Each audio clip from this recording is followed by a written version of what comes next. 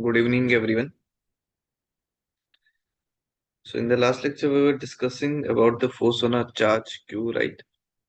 But today, in this lecture, we'll be discussing about the magnetic force on a current carrying wire, right? And also, in the later in this chapter, we'll be discussing the magnetic dipole moment, also, right? So, let's first start with the force on a magnetic force on a current carrying wire, right? We know that whenever a charge is moving in presence of an external magnetic field, there is a magnetic force acting on the charge Q, right? In the same way, the current is flowing through the current carrying conductor, and through that conductor, actually the charge is moving, right? The charge is moving. So when we place a conductor in presence of an external magnetic field, right? Current carrying conductor in presence of external magnetic field. Since force was acting on the charge which was moving under the influence of which was moving under the magnetic field, it means that the current carrying conductor also has a charge moving inside the conductor. So if we place a current carrying charge in presence of a magnetic field, then it will also experience a magnetic force, or it will also experience a force, right? Right. Now let's suppose we place this conductor here, right? This conductor here. This is a conductor here, right? Of length dl. This is a conductor here of length dl, right? Length dl, and let's suppose the charge flowing inside this conductor is dq, right? Dq is the charge flowing through this conductor, and there is a magnetic field perpendicular to this plane, right? And the current is I, right? And the current flowing through this conductor is I. Now, if we want to calculate the magnetic force on this charge dq, the magnetic force on this charge dq will be nothing. It will be df, right? That will be equal to dq times speed of this conductor v cross p, right? P is the magnetic field. And this current carrying conductor is placed in a uniform magnetic field, right? The magnetic field we have here is a uniform magnetic field, right? So this df is dq times v cross p, right? We can write this df also like this. That is dq. And this velocity vector, we can write it as dl vector upon dt, right? dl vector upon dt cross p, right? We can write it in this way also, right? And you know that dq upon dt is nothing. It's the current flowing through the conductor. We can write dq over dt as the current flowing through the conductor, right? Correct. Then df is nothing. df is nothing. That's equal to I times TL cross p, right? I times TL cross p. So it means the force on a current carrying conductor will be given by IDL cross p, right? IDL cross p. This will be the force on a current carrying conductor. The total force, if we want to calculate the total force, we'll just integrate it on both sides, right? Then we get the total net force on the conductor. That's F net. That will be I. I is a uniform current. And integral of this TL vector cross P vector, right? So this will be the magnetic force acting on this current carrying conductor, right? On a current carrying conductor, correct? Now let's suppose if the P is a uniform magnetic field, right? If P is uniform, right? If P is uniform, if P is uniform, then F will be equal to I times, right? Integral of TL vector, right? And we have this cross with P vector, right? And this integral of DL vector is nothing, it's the vector sum of all the vector elements, right? Vector sum of all the vector elements. You can see that, let's suppose these are the vector elements, right? If we integrate all these vector elements, it will give us the resultant vector from this point to this end, right? This will be the resultant vector, right? And this resultant vector, we call it as L effective. So this L effective is nothing, it's the resultant vector sum of all these length elements, right? This is a vector sum of all these length elements joining the initial point and the end point directly, right? Or we can say this displacement vector actually represents the effective vector, right? Or we can say this represents a resultant vector of all these vector elements, right? So in that case, we can write this DL vector as L effective, right? So force F will be nothing. It will be I times, right? I times L effective cross B, right? Cross B. And we know that L effective and B vector are perpendicular to each other. So the magnitude of this magnetic force will be nothing. It will be equal to I times L effective times B, right? So this will be the magnitude of this magnetic force for a uniform magnetic field. If we place a conductor of some length, right, in presence of a uniform magnetic field, and the uniform current is flowing I through it, then the magnetic force experienced by the current carrying conductor will be I L effective B, right? So this will be the magnetic force experienced by the current carrying conductor, right? Now we have different shapes here. You can see here in picture 1, an irregular conductor is placed in presence of a uniform magnetic field, right? Let's suppose this is the magnetic field here, and this magnetic field is uniform but into the plane of this paper, right? Into the plane of this paper. So this is the uniform magnetic field B, right? So B naught is the magnitude of this magnetic field, right, in this region, right? So we have this magnetic field in this region, and it is a uniform magnetic field, right? It's a uniform magnetic field. The current flowing through this conductor, let's suppose the current flowing through this conductor is I, right? Then the effective length, or the force on this conductor will be equal to I times L effective, right? I times L effective times B, right? And the effective length will be the vector joined by the initial point and the final point. So this length will be the effective length, right? So this length from this point to this point, if this length is L, then the force on this conductor will be equal to IL effective B, right? Or we can say that F is equal to BIL, right? BIL. So the force on the conductor is BIL, right? So the force on this conductor will be BIL.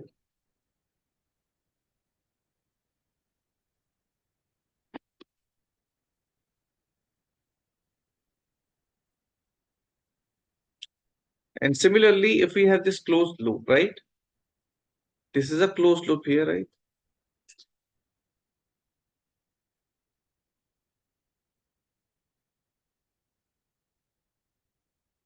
So this is a closed loop here, right? You can see the current I is flowing through this closed loop, right?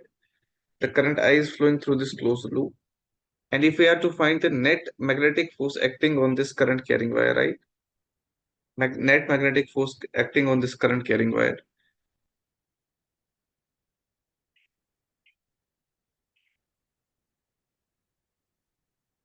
Okay, so this is a current carrying loop here, right? This is a current carrying loop. Now, if we want to calculate the effective vector or the net vector for this current carrying loop here, if we add all these vectors, it means there's integral of dl vector, right? In a closed loop. It means that each and every vector of this closed loop will be actually cancelled out by another vector in this loop, right? So in a closed loop, integral of this dl vector will always be equal to 0, right? It's always equal to 0, right? Closed loop or integral of this dl vector is always equal to 0, right? It's always equal to 0. So in a closed integral of dl vector is always equal to 0, right?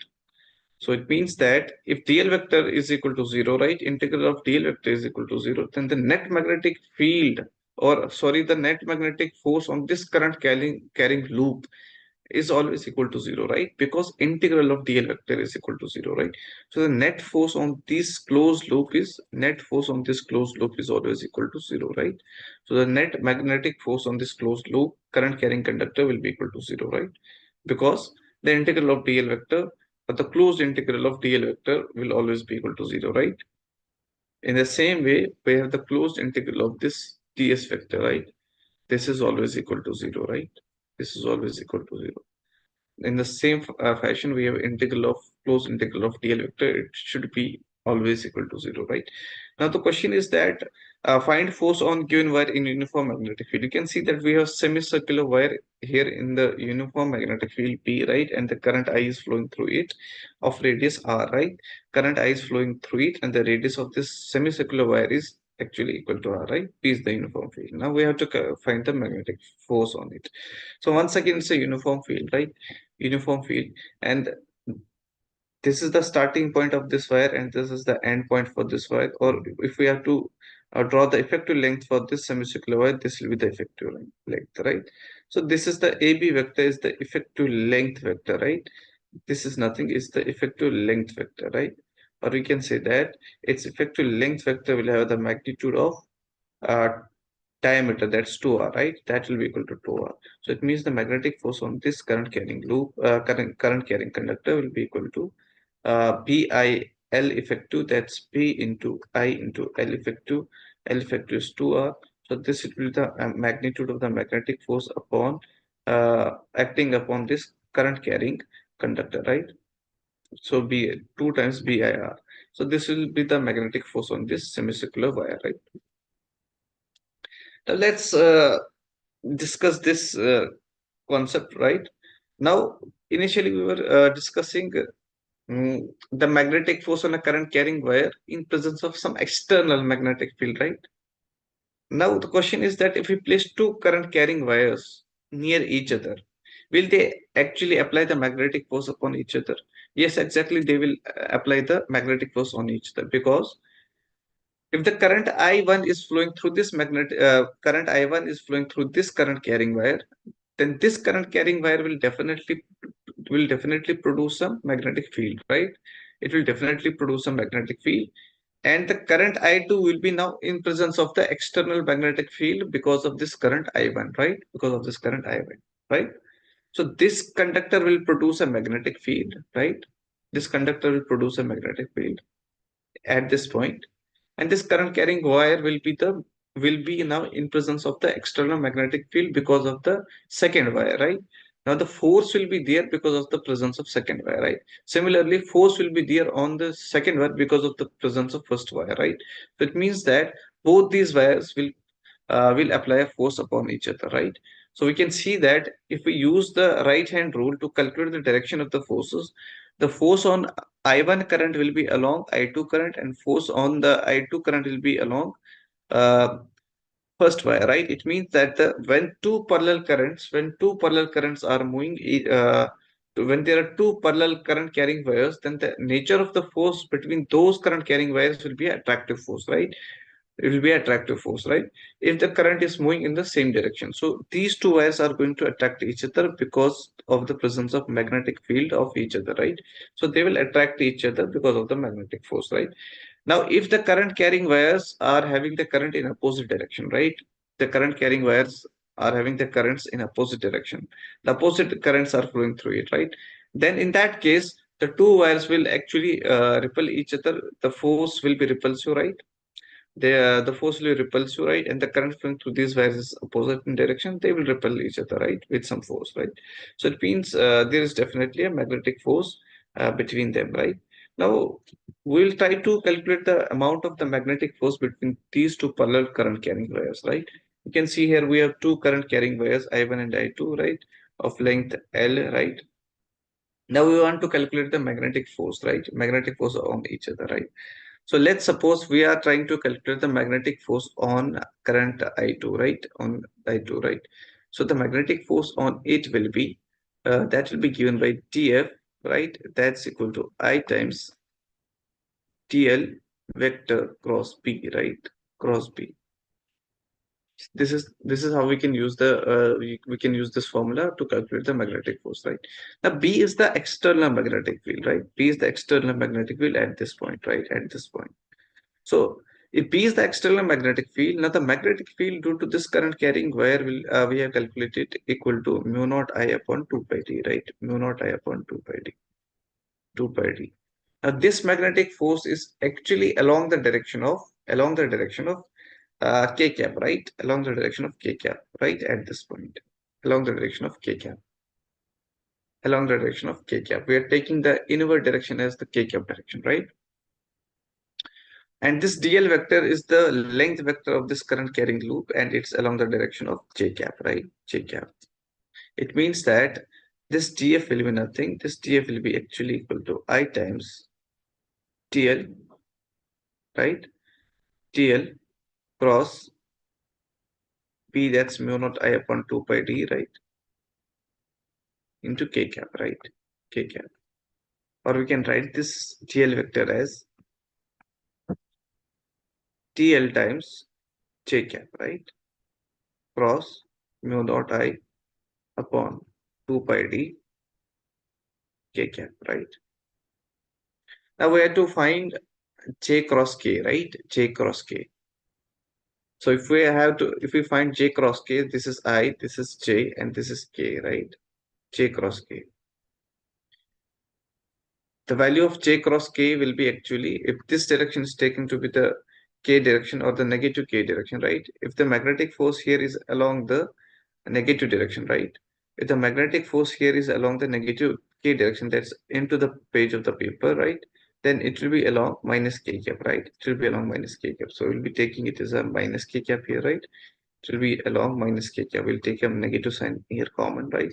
So it means now we have to calculate the value of j cross k. So j cross k is nothing. It's actually I cap, right? It will give us the I cap. So we can replace j cross k with I cap. So it will be TF, that's equal to minus I times, right? J cross k, we can write it as I cap, right? J cross k, we can write it as I cap. It will be mu naught I upon. Now the current here which is flowing in the wire 1, that's I1, and the current here which is flowing in the wire 2, that's I2. So this is I2 current, this is I2 current here, this is I2 current here, and this is I1 current here, right? This is I1 current here. So it will be mu naught I1, I2, right? Upon 2 pi d multiplied by this vector dl, right? Multiplied by this vector dl, and it's directed along minus I cap direction, right? Minus I cap direction. Now the total force on this system will be actually equal to integral of this, right? Integral of this. So it will be F, this will be the net force, that will be equal to mu naught minus mu naught, right? I1 times I2 upon 2 pi d, right? Upon 2 pi d I cap, and the integral of this dl vector, dl, right? And dl will give us the total length of this conductor, that's L, right? That's L. We can write it as mu naught I1 I2 upon 2 pi d, 2 pi d into L, right? Into L. Or we can write the force per unit length for this conductor as equal to it's I cap, right? It's I cap. It will be minus mu naught I1 multiplied by I2 upon 2 pi d in the direction of minus I cap, right? So it means that the force is directed along the minus I cap direction. So it means the force will be along this direction. And similarly, force acting on this I1 current carrying conductor will be along this direction, right? With the same magnitude, right? So these two conductors will be attracting each other, right? With this force, that the force per unit length is actually mu naught I1 I2 upon 2 pi d. This will be the force per unit length, right? This will be the force per unit length for this conductor, right? This will be the force per unit length for this conductor, correct? Now let's try to apply the same here to these questions here, right? You can see here we have three long straight wires, right? Three long straight wires, current carrying wires. Arranged according to figure, right? Magnetic force on 20 centimeter part of the wire B is, right? You can see here we have to find the magnetic forces, right? Three long straight wire carrying a current according to the figure. So 3 ampere, 6 ampere, right?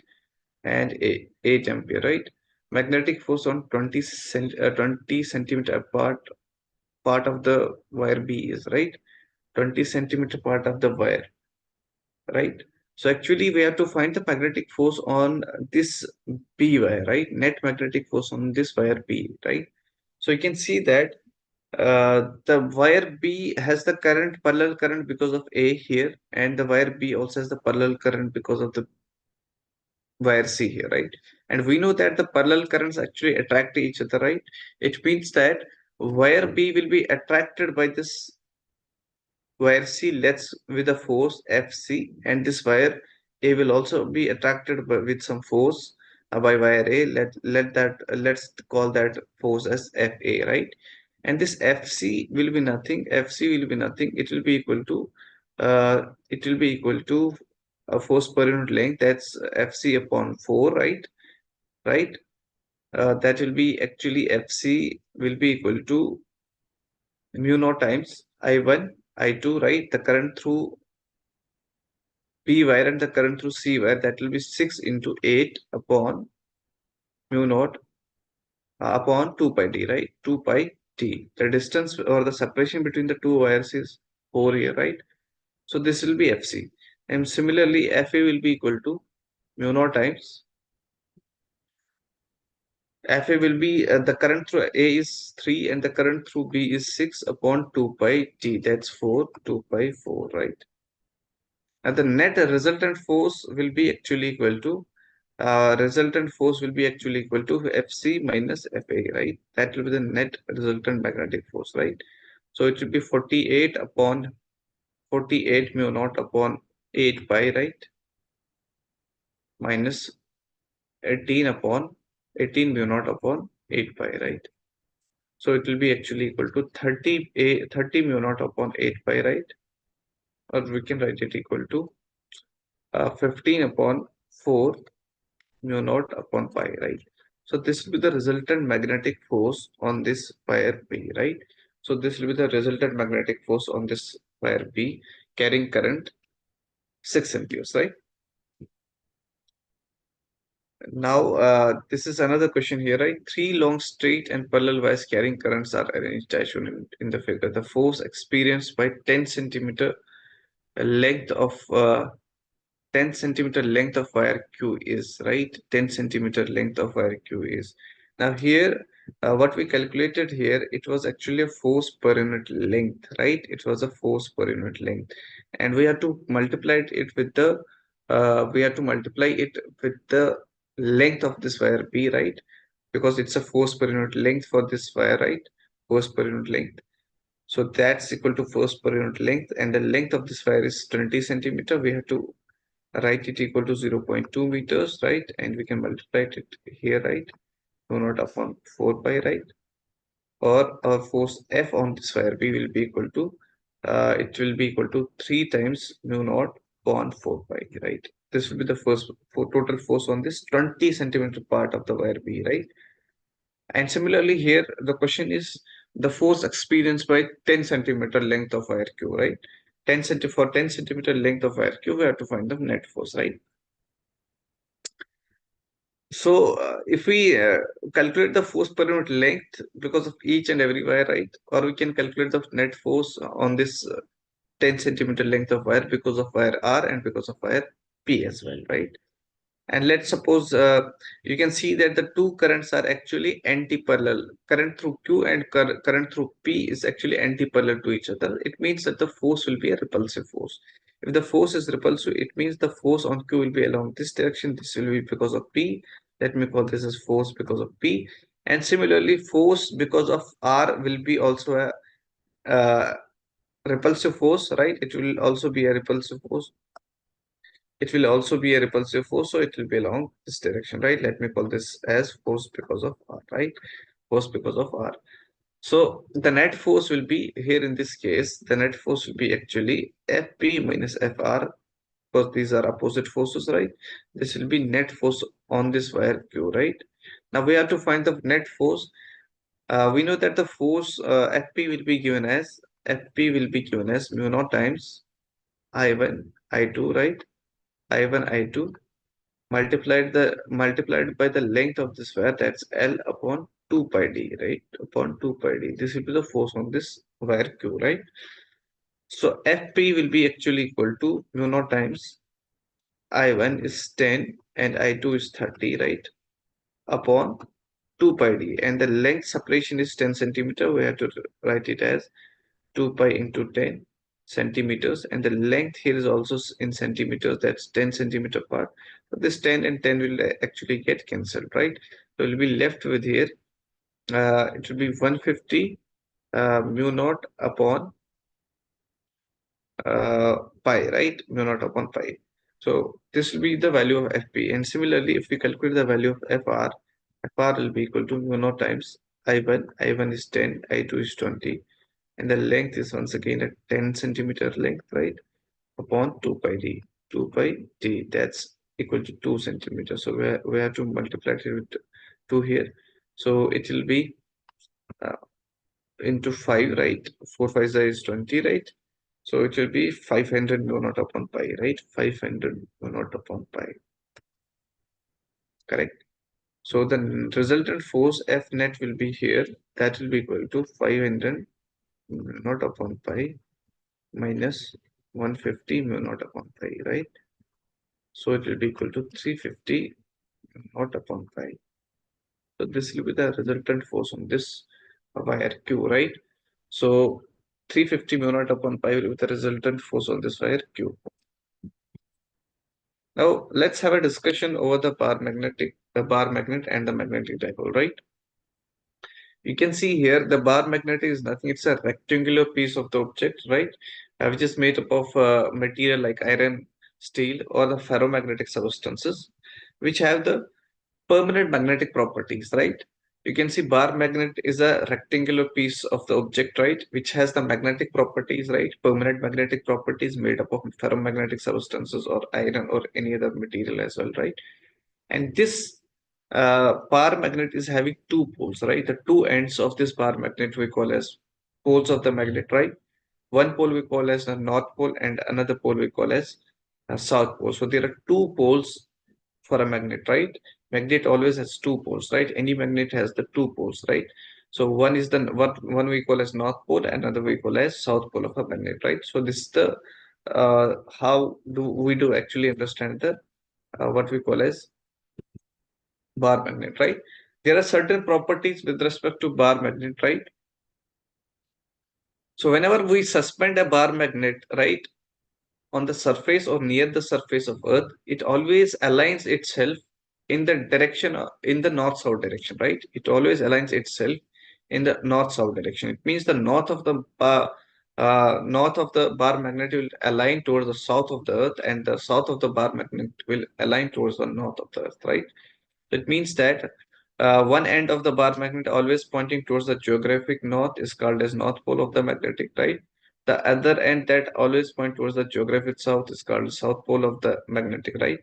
So, and we know that the like poles always repel, right? For like we have two like charge, they always repel, and in the same fashion, the two like poles of a magnet always repel. It means the north pole of a magnet will always repel the north pole of another magnet, right? In the same way, south pole and south pole of two magnets will always repel each other, right?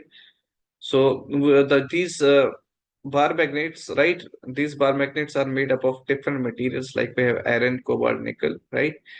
Uh, this is the material they are made up of, and there is one important property with respect to magnetic materials, right?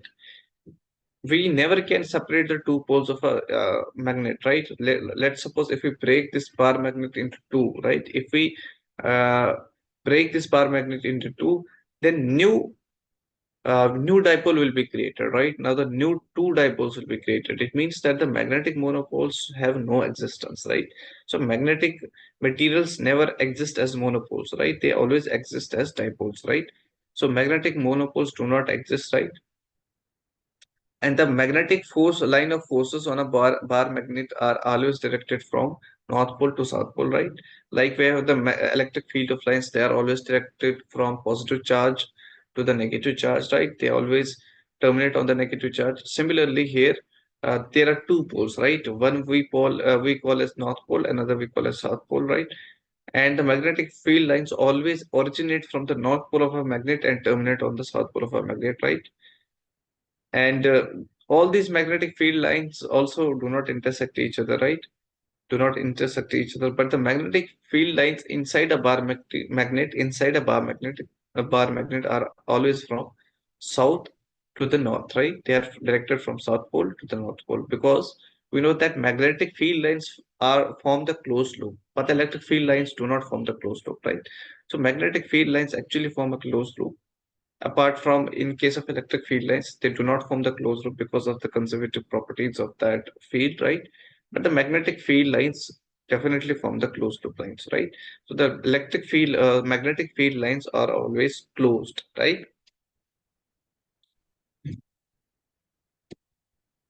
So let's try to understand this is how the magnetic field lines are for the bar magnet, right? They are directed from north pole, right?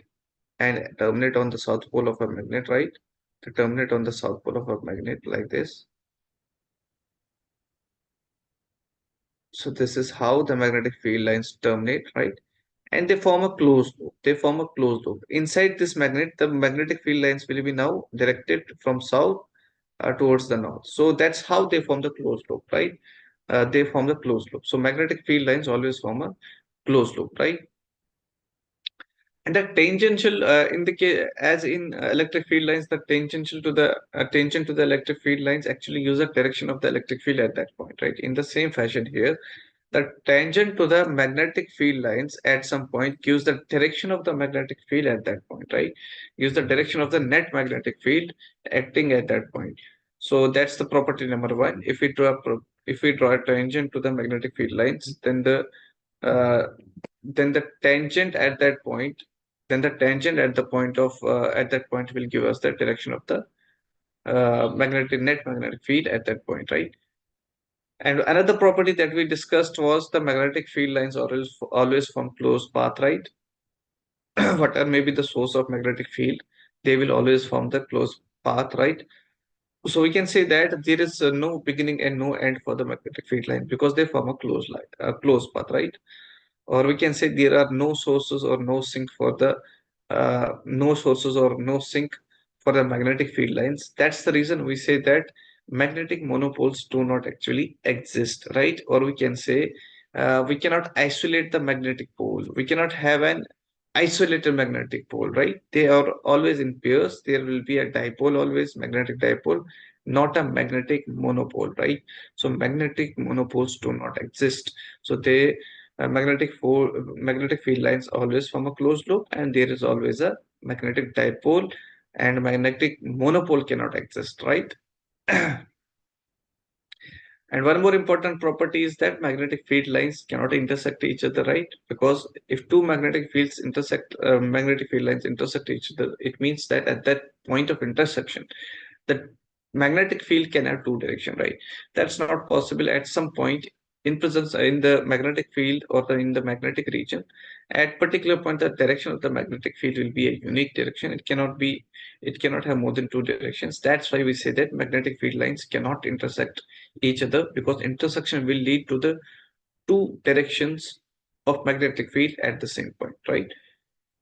And another property is that as much as dense is the magnetic field lines, the density of the magnetic field lines actually tells us about the strength of the magnetic field, right? That we studied in electric field as well. So more the density of the electric field lines in a region, the strength of the magnetic field at that point will be greater, right? It means greater the density of the magnetic field lines in some region, greater will be the magnetic field strength, right? You can see here, if we talk about this region, right? Here in this region, the strength of the magnetic field line is more, right? Than this region, right? It means that here the magnetic field, if magnetic field is B1, here the magnetic field is B2, then definitely B1 has to be greater than B2 because the density of magnetic field lines here is more as compared to this. So it means that the strength of the magnetic field at some point is actually uh, judged by the number density of the magnetic field lines at that region or in that region or at that point, right? So magnetic field strength is proportional to the density of magnetic field lines, right? Now let's discuss about the magnetic dipoles, right? We said that magnetic monopoles do not exist, right? Let's see what magnetic dipole is, right? So magnetic dipole, actually it consists of two equal and opposite poles, right?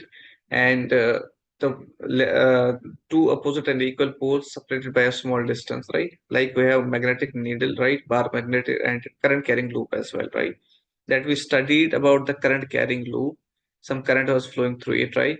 And if some current is flowing through it, then definitely there is a magnetic field here. So this current carrying loop also behaves as a magnetic dipole, right? It has its own what we call as north pole, and it has its own south pole. So this will behave as the north pole. The reverse direction will behave as the south pole, right? This end will be the north pole, and the back end of this current carrying loop will be a south pole. So this loop will also behave as a magnetic dipole, right? So in magnetic dipole, we have equal and opposite strength, right? Magnetic strengths, right? Separated by smaller distance, right? Let's suppose we have this magnet, right? This is the magnet here. The strength of this end is M, and the strength of this pole is minus M, right? Then the dipole moment, magnetic dipole moment, right? Then the magnetic dipole moment for this will be actually the magnetic dipole moment, let's call that as P, right? Will be given by M into L, right? Where M is the pole strength, right? M is the pole strength, right? And L is the distance between these two poles, right? And let's suppose the distance between these two poles is L, then the magnetic moment will be M into L, right? It will be always directed from minus M to plus M, right? Negative pole to the positive pole. In case of charge as well, right? We have the direction of the magnetic electric dipole as from negative charge to the positive charge, right? That's the direction of the uh, dipole, right? Electric dipole. In the same fashion, we have the direction of the magnetic dipole from negative pole to the positive pole of the magnet, right? And the pole strength is given by this magnetic dipole is given by this pole strength multiplied by the effective length, right? We'll just discuss this effective length, right? Well, M is nothing, is the pole strength, right? M is nothing, it's actually the pole strength. So this is the pole strength, right? Now we can discuss different cases here, right? Different cases of the magnets, right? A straight wire of length L by 2 has a magnetic moment M. It is bent into, right? It's bent into various shapes, right? It's bent into various shapes shown in figure. Find out new magnetic moment of each shape, right? You can see initially this straight wire was of length L, right? Now it's bent into two different shapes, right? It's bent into this shape, right? Half of the length is here, and half of the length is represents the base of this triangle, right? So half the length represents the perpendicular of this triangle, and half the length represents the base of this triangle. We have to find the magnetic new magnetic strength, right? So let's suppose uh, this was the positive pole, and this is the negative pole of this magnetic dipole, right? And if we have to calculate the net or the effective dipole moment, right? So the effective dipole moment will be directly represented by the uh, P, that's equal to strength of this magnetic pole M, and the effective length between the negative pole and the positive pole of this magnetic dipole, right? So the effective length is from this point A to the point B, right? This from point A to the point B, and this effective length will be nothing. It will be under root of L square upon 4 plus L square upon 4, right? Or we can write it as equal to, uh, it will be actually equal to 2 L square upon 4, right? 2 L square upon 4. That will be equal to L upon root 2, right? It will be equal to L upon root 2. So it means the total or the new magnetic dipole moment will be ml by root 2, or we can replace this ml by m. So the new magnetic dipole will be m by root 2. So m by root 2 will be the new dipole moment, new dipole magnetic moment, right? For this shape, right? And for this circular arc also, you can see the effective length is actually 2r, right? Effective length is actually 2r, correct? It means that it has been bent into a semicircular wire, or we can say that the length L is now equal to 2 pi r, right? Or we can replace this r for this shape as L upon 2 pi, right? L upon 2 pi, correct? So the new magnetic dipole moment will be actually strength is m, right? And the length, effective length has not changed to 2r, right? 2r, we'll just multiply it with 2r between the two poles plus m and minus m, right? Right? And we can replace this 2r by L upon pi, right? So it will be m into L upon pi, right? If m into L is nothing, it's the initial magnetic dipole moment, that's capital M. We can replace it by capital M upon pi, right? So capital M upon pi will be the new magnetic dipole moment for this shape, right?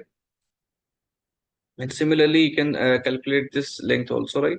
So this is L by 2, this is L by 2, and this angle is 60 degree. Then it means that this length also should be equal to L by 2 because it forms the equilateral triangle, right? We know that two sides of the equal angles, two angles opposite to equal sides are equal, right? So if this is 60 degree, then this has to be 60 degree, right? This also has to be 60 degree. So it will represent the equilateral triangle. And this is one pole, this is another pole, right? So the effective magnetic dipole moment here will be equal to m times L upon 2, right? M times L upon 2, correct? So we can write it as m upon 2, right? M upon 2. Now this shape here, right? And this is a closed loop, right? It's a closed circular loop, right? We know that for a closed circular loop, L effective is actually equal to 0, right? L effective is actually equal to 0. When L effective is 0, so it means that the net dipole moment for this loop will be actually equal to 0, right? For a closed loop, right, or the circular loops, the net or the effective magnetic moment will be for this circular loop equal to 0, right? So 0 will be the net dipole moment for this loop, right? So let's stop here, right? That's it for today. We'll be discussing in the next class magnetic moment and the magnetic moment due to current carrying loops. And we'll also be discussing the torque acting on the magnetic dipoles or the torque acting on the current carrying wires in presence of external magnetic field. So till then, take care and goodbye.